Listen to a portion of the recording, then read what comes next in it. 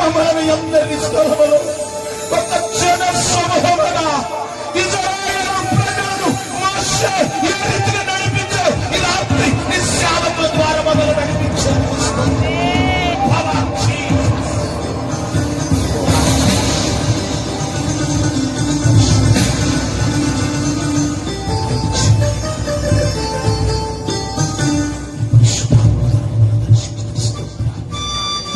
కుడికలకు మహిమాన్ని చిత్తాన్ని కట్టించి సమస్తమైన మహిమాతగా మార్చినందుకు యేసు పరిశుద్ధ నామములో అడిగి వేడుచున్నాం. దేవుని పరిశుద్ధ నామమునకు మహిమయు ఘనతయు ప్రభావములు యుగ యుగములు కలుగునుగాక. రెండు హస్తాలు పైకెత్తి స్తుతులు చెల్లించుదాం. హల్లెలూయా. దగ్గరగా హల్లెలూయా, హల్లెలూయా. మంచిది దేవుని పిల్లరా, ఈ అద్భుతమైనటువంటి సమయంలో ఈ స్థలంలో నిలవబడి మరి ఒక పర్యాయము మీతో దేవుని వాక్యాన్ని పంచుకోవడానికి ఈ అల్పదాసుడనైన నన్ను ప్రేమించి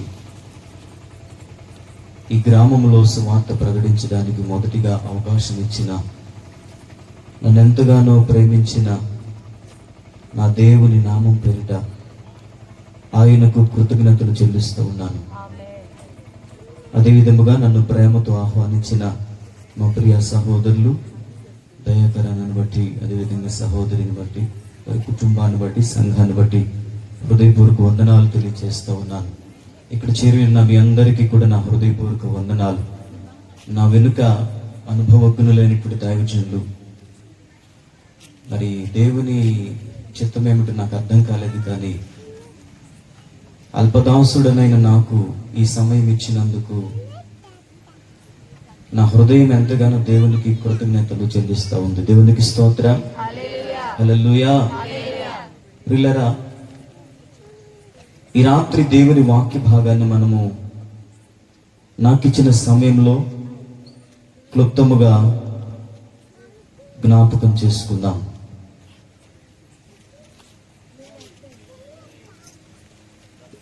ఈరోజు మనం ఇక్కడ కూడి ఉండడానికి గల కారణం, దేవుని మందిరం ప్రతిష్ఠించబడి మరి ఒక సంవత్సరంలోనికి ప్రవేశించబడి ఉన్నాం. దేవునికి స్తోత్రం. అనగా వార్షికోత్సవపు దినాన్ని జరుపుకుంటున్నాం. ఈ ఆనందం ఏంటంటే, ఈ కర్లకుంట గ్రామాన్ని దేవుడు రక్షించడానికి ఆశీర్వాదపు స్థలాన్ని, రక్షణ నిలయాన్ని స్థాపించడానికి తన ప్రియులు మన సహోదరులు దయాకరణను దేవుడు వాడుకొని ఈ గ్రామ రక్షణార్థమై ఈ మందిరాన్ని నిర్మించడానికి కృప చూపిన వారై ఉన్నారు. అందుకు దేవునికి మహిమ కలుగునుగాక. హల్లెలూయా. మోషేతో ప్రభు మాట్లాడుతూ అంటారు, నేను వారిలో నివసించినట్లు వారు నాకు పరిశుద్ధ స్థలాన్ని నిర్మించాలని. నిర్గమాకాండం 24:8-9 వచనాలలో, నేను వారిలో నివసించినట్లు వారు నాకు పరిశుద్ధ స్థలమును నిర్మించాలి.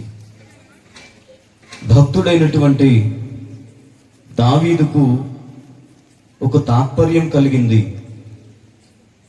దేవుని మందస్సము గుడారంలో నివసిస్తూ ఉంది, నేనేమో రాజనగర్లో ఉన్నాను, ఇది న్యాయం కాదు, దేవునికి మందిరాన్ని నేను నిర్మించాలనుకున్నారు. దేవుడు అన్నారు, నీకు కలిగిన తాత్పర్యం మంచిదే, కానీ నీవు కట్టడానికి అది కుదరదు. నీ సంతతిలో నుండి వచ్చు నీ కుమారుడు ఆ మందిరాన్ని నిర్మిస్తాడు. దేవునికి స్తోత్రం. హల్లెలూయా. నా దేవుని ప్రియులరా, దేవుని సన్నిధిలో తన వంతు వచ్చినప్పుడు సొలొమోను దేవుని మహిమ కలిగిన మందిరాన్ని నిర్మించిన తర్వాత ఆ మందిరంలో కూడి ప్రార్థించి ఈ విధంగా పలుకుతుంటారు. రాజుల మొదటి గ్రంథం 8వ అధ్యాయము 17వ వచనంలో దేవుని నామ ఘనత కొరకు దానిని నిర్మించినట్లుగాను ఇశ్రాయేలీయుల దేవుడైన యెహోవా నామ ఘనతకు ఆ ఒక మందిరమును కట్టింపవలెనని నా తండ్రి అయిన దావీదునకు మనస్సు పుట్టగా చదువుమా. యెహోవా నా తండ్రి అయిన దావీదుతో సెలవిచ్చినదేమనగా, నా నామ ఘనతకు ఒక మందిరమును కట్టించుటకు నీవు తాత్పర్యము కలిగిన ఉన్నావు. ఆ తాత్పర్యము మంచిదే, అయినను నీవు మందిరమును కట్టించకూడదని నీ నడుములో నుండి పుట్టబోవు నీ కుమారుడు నా నామ ఘనతకు ఒక మందిరమును కట్టించును. తాను సెలవిచ్చిన మాటను యెహోవా నెరవేర్చి ఉన్నాడు. నేను నా తండ్రి అయిన దావీదుకు ప్రతిగా నియమింపబడి యెహోవా సెలవు చొప్పున ఇశ్రాయేలీయుల మీద సింహాసనాసీనుడై ఉండి ఇశ్రాయేలీయుల దేవుడైన యెహోవా నామ ఘనతకు మందిరమును కట్టించి ఉన్నాను. దేవునికి స్తోత్రం. ఇదేదో మనుషుల మెప్పు కోసమో డబ్బు సంపాదించడానికో చాలా మంది అపోహలు ఉన్నాయి లోకంలో. ప్రియులారా, అదేదో గమనించాలి. ఎందుకు మందిరాలు కట్టబడుతూ ఉన్నాయి? పరిశుద్ధుడైన దేవుడు అన్నారు మోషేతో, నేను వారిలో నివసించున్నట్లుగా పరిశుద్ధ స్థలమును నా కొరకు సిద్ధపరచండి. దావీదు మదిలో కలిగినటువంటి తాత్పర్యము, దేవుని మందస్సము గుడారములో ఉండుట మంచిది కాదు. ఆ మందస్సము నిలుపుటకై, పరిచర్య చేయుటకై, ప్రజలు కూడి ప్రార్థన చేసుకున్నటకై, దేవుని సహాయము కొరకు వేడుకున్నటకై ఒక స్థలాన్ని నిర్మించాలి, ఒక ఆలయాన్ని నిర్మించాలని కలిగిన తాత్పర్యమును బట్టి ప్రభువు సెలవిచ్చిన మాట ప్రకారముగా సొలొమోను వంతు వచ్చినప్పుడు ఆ ఆలయమును నిర్మించిన తరువాత దానిలో కూడి ప్రార్థన చేయించినటువంటి విధానము ఇప్పుడు మనము చదివిన భాగం అంతటిని కూడా తండ్రికి ఇచ్చిన వాగ్దానమును బట్టి కుమారుడి జీవితంలో నెరవేర్చిన ప్రభువును స్తుతిస్తూ మాట్లాడుతున్నారు కదా. ఇది నా ఘనత కొరకు కాదు నాయనా, మీ ఘనత కొరకే. నా తండ్రితో మీరు మాట్లాడినటువంటి విషయం ప్రకారముగా మీ ఘనత కొరకు నిర్మించబడినదే ఈ మందిరము అనే విషయాన్ని జ్ఞాపకం చేస్తున్నారు. 2వ దినవృత్తాంతాల గ్రంథంలోనికి వచ్చేసరికి 7వ అధ్యాయము 2 నుండి కొన్ని వచనాలు మనం చదువుకుంటే, ఆయన నామ ఘనత కొరకు నిర్మించబడిన ఆ మందిరములో దేవుని తేజస్సు నింపబడిన ఆ మందిరములో ఆరాధన జరుగుతున్నట్లుగాను, ఆ స్థలములో చేయబడు ప్రార్థనల మీద దేవుని కనుదృష్టి నిలుచుచున్నట్లుగాను, నిత్యము దేవుని మనస్సు ఆ మందిరము మీద ఉన్నట్లుగాను దేవుడు వాగ్దానం చేస్తూ మాట్లాడతారు. దేవునికి స్తోత్రం. చెప్తాం బిగ్గరగా హల్లెలూయా. పరిశుద్ధ స్థలమును నిర్మించమని మాట్లాడిన దేవుడు, దావీదుకు కలిగిన తాత్పర్యమును బట్టి సొలొమోను ద్వారా నెరవేర్చిన దేవుడు అదే మందిరమును అభిషేకించి మాట్లాడుతున్నారు కదా. ఇదిగో దేవుని తేజస్సును ఆ మందిరమును నింపిన దేవుడు, ఆ మందిరములో జరుగుతున్న ఆరాధనను బట్టి ఆయనే దిగి వచ్చి ఆ స్థలమును ఆశీర్వదించి ఇక్కడ చేయబడుతున్న ప్రార్థనల మీద నా కను దృష్టి నిలుచును అని మాట్లాడిన దేవుడు, నా మనస్సు నిత్యము మందిరం మీద ఉంటుంది. దేవునికి స్తోత్రం. ఇందాక సహోదరి గారు చాలా షార్ట్ కట్ లో కొన్ని వందల ప్రసంగాలు చేసినట్టు అనిపించింది నాకైతే. చాలా సింపుల్ గా నిజమేనండి, సమయం చాలా సంకుచితమై ఉన్నది. విలువైనటువంటి మాట కొరకు మనము వేచి చూడవలసిన వారమై ఉన్నాం. దేవుని పరిశుద్ధ స్థలమును గురించినటువంటి ఆశ ఇదిగా మన జీవితాలలో ఉండవలనని ఈ రాత్రి ప్రభు సేవకునిగా ఈనాడు హెచ్చరించుటకై నా దేవుని ద్వారా ఈ రాత్రి ఇక్కడకు పంపబడిన వాడనై ఉన్నాను. దేవునికి స్తోత్రం. హల్లెలూయా, హల్లెలూయా. దేవుని మందిరములో ఆయన తేజస్సు నింపబడి ఉన్నప్పుడు, దేవుని మందిరములో ఆరాధన జరుగుతున్నప్పుడు, దేవుని మందిరములో చేయబడుతున్న ప్రార్థనల మీద దేవుని దృష్టి నిలబడుతున్నప్పుడు, నిత్యము ఆయన మనస్సు దాని మీద ఉన్నప్పుడు, మనము ఆయన మందిరమునకు వెళ్ళినప్పుడు జాగ్రత్త కలిగిన వారమై ఉండాలి. దేవునికి స్తోత్రం. ఎట్లా ఉండాలండి? జాగ్రత్త కలిగి వెళ్ళాలి దేవుని సన్నిధికి. ఆషామాషిగా వెళ్ళడం కాదు. యాకోబు మాట్లాడుతున్నాడు, ఇదిగో రేపు మనం దేవుని మందిరానికి వెళ్ళాలి కాబట్టి మీకు ఉన్న అన్య దేవతలను ప్రక్కన పెట్టండి. ఏవైతే మీరు ఇంతవరకు వెంబడించారో, దేవునికి ఇష్టము కానిటువంటి ప్రతిమలు మీరు కలిగి ఉన్నారో వాటిని మీరు ప్రక్కన పెట్టండి. చెవులకు మిక్కులకు కలిగినటువంటి ఆయనకు అసహ్యమైన వాటిని ప్రక్కన పెట్టండి అనగానే అవన్నీ తీసి, ఆ విగ్రహాలను తీసి, చెవులకు ముక్కులకు బంగారం తీసి ఆ యాకోబుకి ఇచ్చారు. అవన్నీ కూడా ఆ చెట్టు కింద పాతి పెట్టి దేవుని మందిరం అనబడిన బేతేలునకు వెళ్ళినట్లుగా గ్రంథం తెలియజేస్తా ఉంది. దేవునికి స్తోత్రం, హల్లెలూయా. గ్రంథకర్త ప్రసంగి అంటున్నారు కదా, నీవు దేవుని మందిరమునకు వెళ్ళినప్పుడు నీ ప్రవర్తనను జాగ్రత్తగా చూసుకోవాలి. దేవుని మందిరమునకు వెళ్ళినప్పుడు నీవు జాగ్రత్తగా నీ ప్రవర్తన చూసుకోవాలి. చాలా మంది మందిరానికి వచ్చిన తర్వాత పిల్లలతో ఆడుకోవడం, మాటలు మాట్లాడుకోవడం. ఏమండి, దేవుని మందిరము విలువ మనము గమనిస్తున్నామా? దేవుని మందిరము ఒకవైపు మహిమతో నింపబడుతుంది, తేజస్సుతో నింపబడుతుంది. ఆరాధన క్రమములో దేవుని దూతలు ఎక్కి దిగుతూ ఇదిగో మనలను బలపరచడానికై దేవుని యొక్క మహిమ తేజస్సు ఆవరిస్తూ అనేకులను బలపరుస్తూ చేయబడుతున్న ప్రార్థనలకు జవాబునిస్తూ ఆయన మనస్సు నిలబడుతున్న స్థలమును గూర్చిన అవగాహన మనకుందైనాడు. అసమాసిక దేవుని సన్నిధికి వెళ్ళటం రావటం ఇదే సరిపోతా ఉంది. దేవుని గురించినటువంటి భయం మనలో ఉండాలి. దేవుని గురించిన భయము మనలో ఉండాలి. ఆ రోజు తండ్రి ఇంటి నుండి బయలుదేరినటువంటి యాకోబు ఆ స్థలంలో చేరి కునుకు వేస్తున్నప్పుడు కలలో ఆకాశమునకు ఒక నిచ్చెన వేయబడి క్రిందకి మీదకి ఆ ఆకాశమునకు ఆ నిచ్చెన మీదుగా ఎక్కి దిగుతున్నటువంటి దేవదూతలను గమనించినటువంటి యాకోబు భయపడుతున్నాడు. ఇది దేవుని మందిరమే కానీ వేరొకటి కాదు. ఇది దేవుని మందిరమే కానీ వేరొకటి కాదు. క్రమంగా ఆరాధన జరుగుతూ ఉంటే ఒకవైపు గుంటనక్కల్లాగా చూస్తూ ఉంటారు చాలా మంది, ఏదో పోగొట్టుకున్నట్లుగా. మహిమ కలిగిన దేవుడు తన యొక్క పరిశుద్ధమైనటువంటి హస్తమును చాపి స్వస్థపరచుచుండగా గేలు చేసిన మనసులతో కొంతమంది ఏం చేస్తూ ఉంటారంటే హేళన పూర్వకమైన ఆలోచనలు కలిగి ఉంటారు. కనుక వారి జీవితాల్లో 40 సంవత్సరాలు సర్వీస్ మందిరంలో ఉన్నా ఏ మేలు కూడా అనుభవించలేని స్థితి కలుగుతా ఉంది. ఆలోచన చేస్తున్నవా? దేవుని మహిమ దేవుని మందిరంలో ఉన్నది. ఆయనను ఆరాధించుచున్నప్పుడు ఇందాక దైవ సేవకులు ఆరాధన చేయండి, ఆ ప్రార్థన చేయండి, దేవుని సన్నిధిలో దేవుని స్తుతించండి, ఆరాధించండి అంటే ఎంతమంది ఏకీభవించారో నాకైతే తెలియదు. కానీ నా దేవుని హస్తము నన్ను బలపరచుచున్నట్లుగా నాకు ఒక బలము నా మదిలో కలిగింది. దేవునికి స్తోత్రం, హల్లెలూయా. జరగవని నేను యోచించినా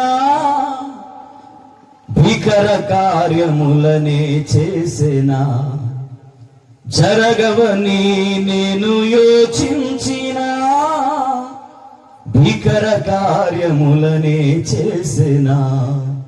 అసమానుడా, భీకర శూరుడా, అత్యంత బలవంతుడా యేసయ్యా, యేసయ్యా సరిపోయిన ప్రధాన యాజకుడా. చప్పట్లు కొడదామా? శక్తి కలిగిన ప్రతి ఒక్కరు చప్పట్లు కొట్టండి. యేసయ్యా, యేసయ్యా సరిచేయుచున్న నాదు నాయకుడా. యేసయ్యా, యేసయ్యా సరిపోయిన ప్రధాన యాజకుడా. యేసయ్యా స్వాగతి సరిపోయిన ప్రధాన యాజకుడా. అసాధ్యమని తెలుసుగా సఫలుడే సుమనవాడేగా. అసాధ్యమని తెలుసుగా సఫలుడే సుమనవాడేగా. నిలువలేరుగా తన శరీరాలుగా ముందు జయగీతం పాడాలిగా నిలువలేరుగా తన శరీరాలుగా ముందు జయగీతం పాడాలిగా యేసయ్యా యేసయ్యా సరిపోయిన ప్రధాన యాజకుడా యేసయ్యా యేసయ్యా సరిచేయుచున్న నాదు నాయకుడా వర్ధిల్లెదమో మన దేవుని మందిరమందు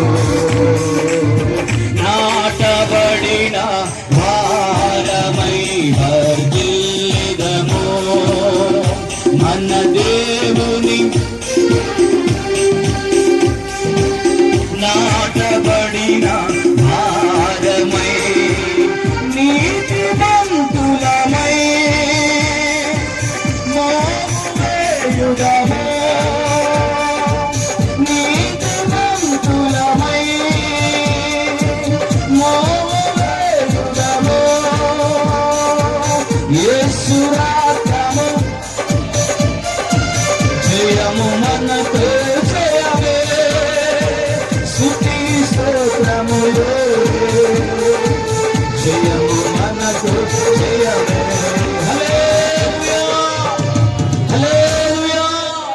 దేవుని మందిరములో ఈలాగున ఆరాధన జరుగుతున్నప్పుడు దేవదూతల సమూహముతో ఆయన దిగి వచ్చి అద్భుతమైన కార్యములు చేసే దేవుని మందిరములో మనమున్నామని గ్రహించినప్పుడు ఆయన మన మనవులను ఆలకించువాడై ఉన్నాడు.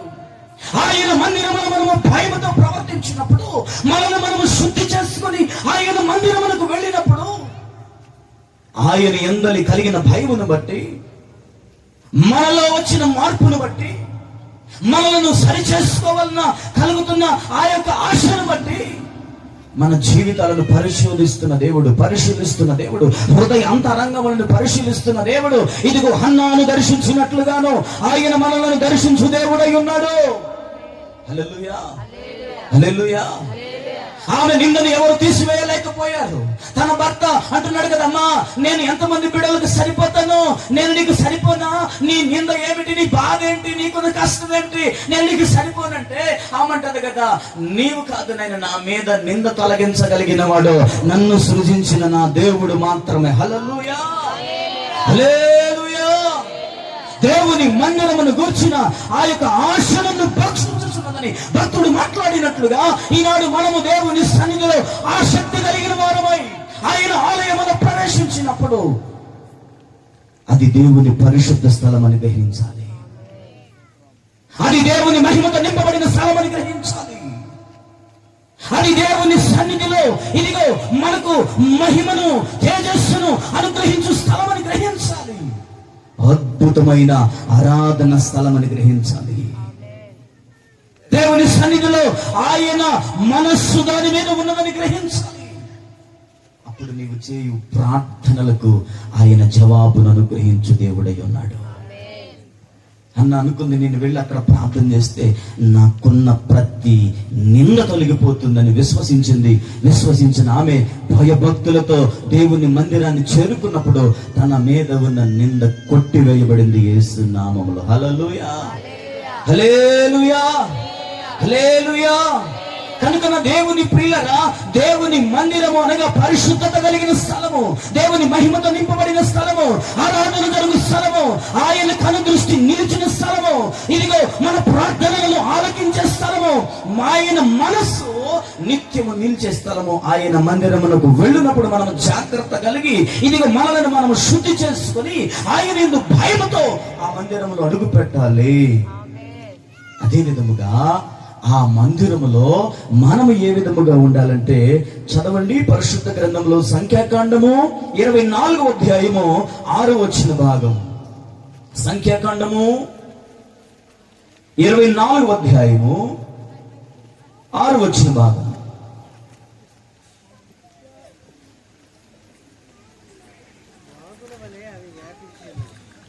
చదవండి. వాగుల వలె అది వ్యాపించి ఉన్నది,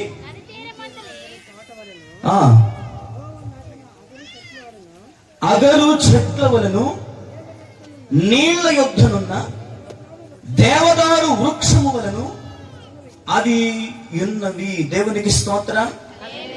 చూడండి, యాకోబు నీ గుడారములు, ఇశ్రాయేలు నీ నివాస స్థలములు ఎంతో రమ్యమైనవి, వాగుల వలె అవి వ్యాపించి ఉన్నాయి. దేవుని ప్రియులరా, ఇక్కడ మనము అర్థం చేసుకోవాల్సిన విషయం ఏమిటంటే, నదీ తీరమందలి తోట వలను యెహోవా నాటిన అగరు చెట్ల వలను, రెండు చెట్లను గురించి ఇక్కడ మాట్లాడుతున్నాడు. యెహోవా నాటిన అగరు చెట్లు. ఏ చెట్లు అంటవి? యెహోవా నాటిన అగరు చెట్లు. మనము దేవుని మందిరములో నాటబడిన మొక్క వలె ఉన్నాం. దేవునికి స్తోత్రం. నా దేవుని ప్రియులరా, ఇక్కడ మాట్లాడుతున్న మాట, దేవుని యొక్క స్వరము మనతో మాట్లాడుతున్న విషయాన్ని జాగ్రత్తగా మనము గుర్తుపట్టగలిగితే, దేవుని మందిరములో నేనంటాను అగరు చెట్ల వలె ఉండాలి. అగరు చెట్లు. ఒక పుస్తకంలో నేను చదివాను, అగరు చెట్టు అనగా అలోవెరా, కలబంద. మన భాషలో చెప్పుకోవాలంటే కలబంద. నా దేవుని ప్రియరా, మనము జ్ఞాపకం చేస్తున్నట్టే కలబందం గురించి మీకు తెలుసా అండి? తెలుసా మీకు కలబందం గురించి? ఇతర దేశాలలో ఆ కలబందను వేల ఎకరాలలో వేసి పంట పండించి దాని ద్వారా ఔషధాలను తయారు చేస్తున్నారు. ఏం తయారు చేస్తున్నారు? మందులు తయారు చేస్తున్నారు. ఏ మందులంటే ఆ శరీర బలహీనతలను పోగొట్టగలిగినటువంటి ఆ కృత్రిమముగా, సహజముగా, ఎటువంటి సైడ్ ఎఫెక్ట్స్ లేనటువంటి ఆ మందులను తయారు చేయడానికి ఈ అలోవెరా అనబడేటువంటి అగరు చెట్లను ఉపయోగించువారై ఉన్నారు. దేవునికి స్తోత్రం. చెప్తాం దగ్గరగా హల్లెలూయా. నేనంటాను, నా దేవుని సన్నిధిలో మనమే ఒక ఔషధముగా మారాలి. వ్యాధి చేత, బలహీనత చేత, శోధన చేత, ప్రతి విధమైనటువంటి శోధనల చేత చిక్కిపోయి వచ్చినటువంటి ఆ మందిరము వైపు చూస్తున్నటువంటి వానికి, నీవు ఆ మందిరములో ఉన్నప్పుడు వానికి నీవు ఔషధంగా కనపడాలి. దేవునికి స్తోత్రం. హల్లెలూయా. ఇదిగో ఫలానా మందిరానికి నేను వెళితే, ఫలానా స్థలానికి నేను వెళితే స్వస్థపరచబడతాను, నా దేవునిలో స్వస్థత ఉంది, ఆ మందిరంలో స్వస్థత జరుగుతుంది అనే ఔషధముగా మనము మారుదుముగాక. హల్లెలూయా. హల్లెలూయా. మనమందరము కూడా దేవుని సన్నిధిలో దేవునికి సాక్షాత్మై ఆయనకు మనము మహిమను తెచ్చే విధముగా అనేకులకు ఔషధముగా మార్చబడాలని ప్రభువు కోరుకుంటున్నాడు. ఎవరైనా బలహీనతతో బాధపడుతున్నారు, రామ ప్రార్థన చేద్దాం, ఉపవాసం ప్రార్థన చేద్దాం, దేవుడి కార్యమో చేస్తాడు. అదే ఔషధం. ప్రార్థనే ఔషధం. ప్రార్థనను మించిన ఔషధం ఈ భూ ప్రపంచంలో ఉందా? డాక్టర్లు చేతులు ఎత్తేసినప్పుడు అప్పుడు వస్తాం మనం. ఇక లేదయ్యా, ఇక నువ్వేనయ్యా మంచిది, ఎప్పటికైనా వచ్చావని ఆయన అంటాడు కదా, నీ విశ్వాసమే నిన్ను స్వస్థపరిచింది. నా దేవుని ప్రియులరా, మనము గమనించాలి, దేవుని మందిరములో ఔషధము వంటి దేవుని యొక్క శక్తి ఉంది. ఆ ఔషధమే మనముగా మారాలని ప్రభు కోరుకుంటున్నాడు. ఆయన మందిరంలో నాటబడిన ఒక విశ్వాసిగా, ఒక మొక్కగా నాటబడిన నీలో ఉండవలసిన లక్షణం ఏంటంటే అనేకులకు ఔషధముగా మారాలి. ఒకప్పుడు నీవు కూడా బలహీనతతో వెళ్ళావేమో, నీవు బలపరచబడ్డావు కదా, నీవు ఆరోగ్యం పొందుకున్నావు కదా, నీవు పొందుకున్న ఆరోగ్యం వాళ్ళు ఎందుకు పొందుకోరు? దేవుడు ఆ పక్షపాతి కాడు కదా, ఆయన అందరికి న్యాయము చేయువాడు. త్వరగా దేవుని మాటలు నేను చెప్తున్నాను చూడండి. రెండవదిగా అదే వచ్చిన భాగంలో ఉన్నటువంటి విషయం ఏమిటంటే, దేవదారు వృక్షము వలె అని వ్రాయబడింది. ఏ వృక్షం అంటే? దేవదారు వృక్షం. దేవదారు వృక్షము లెబానోను పర్వతముల మీద ఎదిగే అనుభవాన్ని గురించి గ్రంథకర్త మాట్లాడుతుంటారు. లెబానోను పర్వతం మీద ఎదిగేటువంటి అనుభవం అనగా ఈ వృక్షం యొక్క అనుభవం ఏంటంటే, ఈ వృక్షం యొక్క అనుభూతి ఏంటంటే, ఎత్తుగా ఎదిగేటువంటిది, ఏపుగా ఎదిగేటువంటిది. ప్రియదేవుడు, దేవుని సన్నిధిలో ఆ ఎదుగుదల, ఫలింపు అనేటువంటి దానికి సూచనగా ఈ యొక్క వృక్షము మనకి కనబడుతూ ఉంది. రాజైన సొలొమోను ఏం రాణులు తీసుకొచ్చాడు? ఏం రాణులు తీసుకొచ్చాడు? దేవుని మందిరాన్ని కట్టడానికి ఏం రాణులు తీసుకొచ్చాడు? దేవదారు నాడు, విశిష్టమైనటువంటి ఖరీదైనటువంటి, ఎక్కడ పడితే అక్కడ మొలిచేవి కాదు ఇవి. ఒక సారవంతమైన నేలలో మొలిచేటువంటి ఈ దేవదారు నారులను, విలువ కలిగిన నారులను తీసుకుని వచ్చి ఆయన మందిరమును నిర్మించడానికి ఇష్టపడ్డాడు. అంటే ఈ దేవదారు నారులకు, ఆ వృక్షములకు ప్రత్యేకత ఉంది. నీవు దేవుని సన్నిధిలో నాటబడితే నీ ఎదుగుదల ఏ విధంగా ఉంటుందంటే ఒక ప్రత్యేకమైన కోణంలో ఉంటుంది. హల్లెలూయా. అనేకులు అనుకుంటుంటారు, అరే మొన్నడాగా ఎట్లాగున్నారు, అట్లాగున్నారు, వీళ్ళంటారు బాబు ఎదిగిపోతున్నారు అంటే కారణం ఏంటి తెలుసా?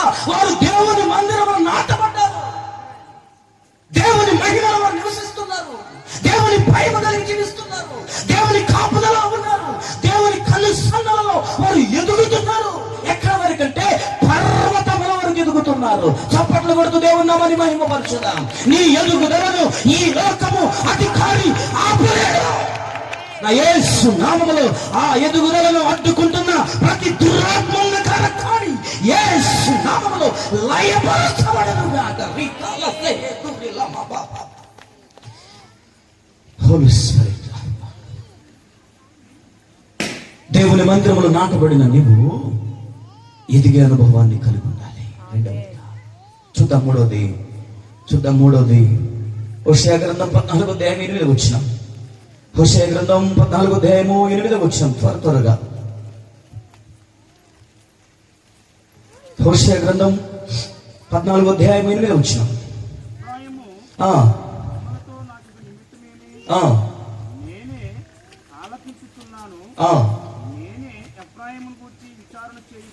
చేయుచున్నాను, నేను చిగురు పెట్టు సరళ వృక్షము వంటి వాడను. దేవునికి స్తోత్రం చెప్దామా? మూడవదిగా దేవుని మందిరములో నాటబడినటువంటి అనుభవములో ఉన్నటువంటి విషయాన్ని ఇక్కడ ప్రభు మాట్లాడుతున్నారు. నేను ఎటువంటి వారంట? చిగురు పెట్టబడిన, ముట్టి సరళ వృక్షం కాదు అది, చిగురు పెట్టబడిన సరళ వృక్షం. కొన్ని జీవితాలు ఎన్ని సంవత్సరాలు చూసినా మూడు బారిపోయే ఉంటాయి. కారణం ఏంటంటే చిగురించే అనుభవము దానిలో ఏనాడో కోల్పోయింది. ఈ రాత్రి నా ప్రభు నీతో మాట్లాడుతున్నాడు. మూడు బారిన నీ జీవితము చిగురించాలంటే మహిమ కలిగిన దేవుని మందిరములోనికి రా. ఆ మహిమ కలిగిన మందిరములోకి వస్తే నిన్నేం చేస్తాడు తెలుసైనా? చిగురించే సరళ వృక్షములాగా నిన్ను ఆయన తయారు చేస్తాడు. దేవునికి స్తోత్రం. హల్లెలూయా, హల్లెలూయా. ఇశ్రాయేలీయులు అనుకుంటున్నారు, మా ఆశలు విఫలమైపోయినాయి, మా కోరికలు విఫలమైపోయినాయి, మేము ఎందుకు బ్రతకాలి అనుకుంటున్నారు. కానీ ప్రభు మాట్లాడుతున్నాడు, కట్టుటకును, పెళ్లగించుటకును, నాటుటకును. ప్రియజనుల దేవుడు నేను కాదా? నా సన్నిధిని మీరు ఎందుకు నిర్లక్ష్యం వహిస్తున్నారు? ఆ దేవుని పిల్లలు ఎంతకాలం ఇంకా మూడు బారిన జీవితాలుగా చిగిరింపని అనుభవములలో లేకుండా ఆయన సన్నిధిలో నాటబడినాము అనుకుంటూ అపోహపడుతూ మూడు బారిన జీవితం అంటే ఏంటో తెలుసా?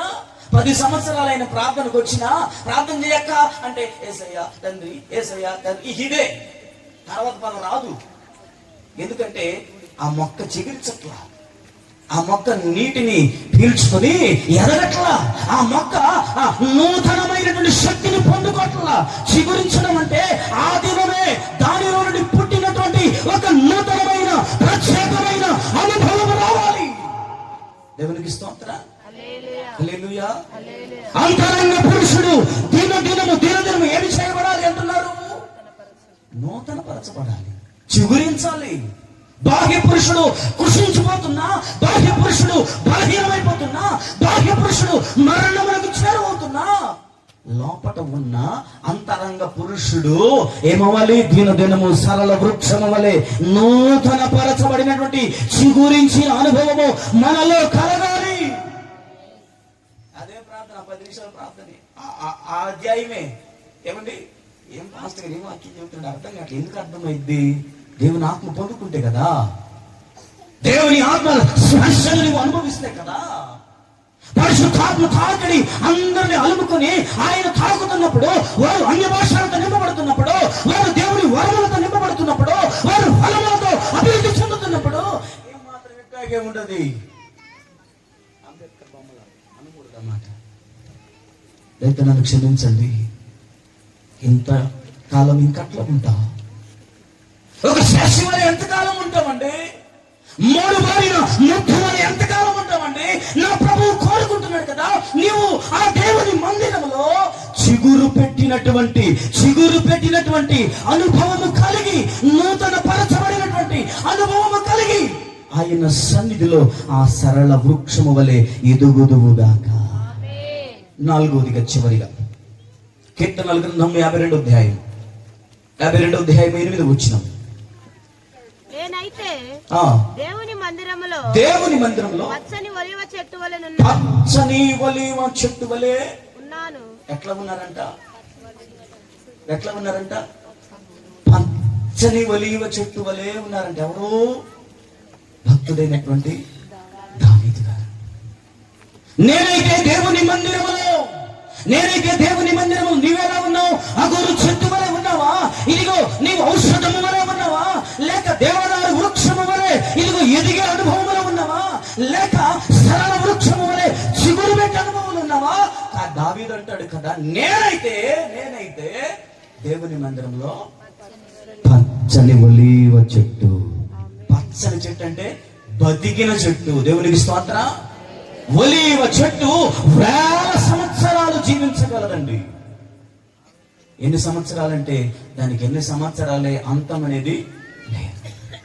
ఒలీవ చెట్టు యొక్క అనుభవం ఏమిటంటే ఆ సర్వయుగములలో సజీవుడైన దేవుని పునరుత్థానమును పొందుకునేటువంటి తన బిడ్డలైనటువంటి దేవుని మందిరములో నాటబడిన అనుభవము కలిగినటువంటి వారి జీవితాలలో కూడా అదే అనుభవమును ఆ పునరుత్థానుడు కలుగు చేస్తూ జీవ మరణములను ఆయన దాటింపు చేస్తూ ఆ పునరుద్ధానములో నిన్ను ప్రవేశపెట్టడానికే ఇదిగో ఆ యొక్క భక్తుడైనటువంటి యాకోబు అంటున్నాడు కదా, ఇదిగో ఇది భయంకరమైన స్థలము, ఇది పరలోకపు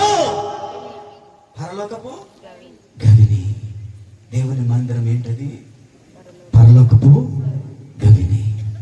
నీవు నేను ఆరాధిస్తున్నాం, నీవు నేను భక్తి చేస్తున్నాం. ఎందుకొరకంటే పరలోకమునకు చేరాలని. నిన్ను పరలోకమునకు చేర్చడానికి తయారు చేసే ఆలయమే ఇదిగో నిన్ను మహిమతో నింపేది, ఆయనతో కూడా నివాసము చేయగలిగిన యోగ్యునిగా నిన్ను తయారు చేసేది. పెళ్లి కుమార్తెను తయారు చేయుటకు వీరిది గదిని ఏ విధంగా ఏర్పాటు చేశారో నిన్ను నన్ను కూడా ఆయనకు వివాహం ఆడడానికి ఇష్టమైన అలంకారములన్నిటిని కూడా మనకు అలంకరింప చేసే గదే ఈ పరిశుద్ధ దేవుని మందిరం. ఈ మందిరంలో మనము ఒలీవ మొక్క వలె చప్పట్లు కొట్టండి మిమ్మల్ని కాదు మా చప్పట్లు కొట్టండి అంటే కొంతమంది కొట్టారు, కొంతమంది నాకు వినపడలేదు అన్నట్టుంటారు. నేను అంటాను, దయతో నన్ను క్షమించండి, వారిలో జీవము కలిగిన ప్రతి వాళ్ళు అమ్మ బాగున్నామంటే ఏమంటారు? మీరు బాగున్నానండి అంటారు. 10 సార్లు అమ్మ బాగున్నావంటే పలకకపోతే ఏమంటారు? పెద్దగా కేకలు పెట్టి ఆడవలసి వస్తుంది. అంటే ఏమీ లేదు అక్కడ జీవము లేదు. దేవుని మందిరంలో ఉన్నాము కానీ బ్రతికుంటలేదు. చాలా మంది ఆత్మ లేదు, ఏమి లేదు అంటూ అయిపోయి డెకరేషన్ భక్తి చేయడం మొదలు పెట్టారు కొంతమంది. దేవునికి అది నచ్చదు. ఆత్మ లేని వాడు నా వాడు 1000 సంవత్సరాలు ఆయన లోయలో ఉన్న ఎముకలు ఇంకెన్ని సంవత్సరాలు అట్లాగే ఉంటాయి. ప్రవచనమెత్తి ఎప్పుడైతే ఆ లోయలోనికి ఆయన ప్రవచనము బయలుదేరిందో ఆ ప్రవచనమును విన్నటువంటి ఎముకలు సైతం కూడా యేసు నామములో సమూహములుగా లేచి నిలబడ్డాయి. ఇదిగో ఆయనను ఆరాధించడానికి, ఆయనను ఘనపరచడానికి, ఆయన మాటలు వినడానికి సమూహములుగా దేవుడు బ్రతికించిన వాడై ఉన్నాడు. చచ్చిన మన జీవితాలను బ్రతికించడానికి ఆయన మరణించి 3వ దినమందు పునరుద్ధానుడిగా లేచిన వాడై ఉన్నాడు. దేవునికి స్తోత్రం. హల్లెలూయా. 4 విషయాలు ప్రభు మనతో మాట్లాడారు. 1, దేవుని మందిరములో మనం ఒక ఔషధంగా ఉండాలి. 2, మనము దేవుని మందిరములో ఏ విధంగా ఉండాలి? చెప్పాలి. ఏ విధంగా ఉండాలి? ఎదిగే అనుభవం కలిగి ఉండాలి. మూడవదిగా చిగురించే అనుభవము, అనగా నూతన పరచబడిన అనుభవము ఉండాలి.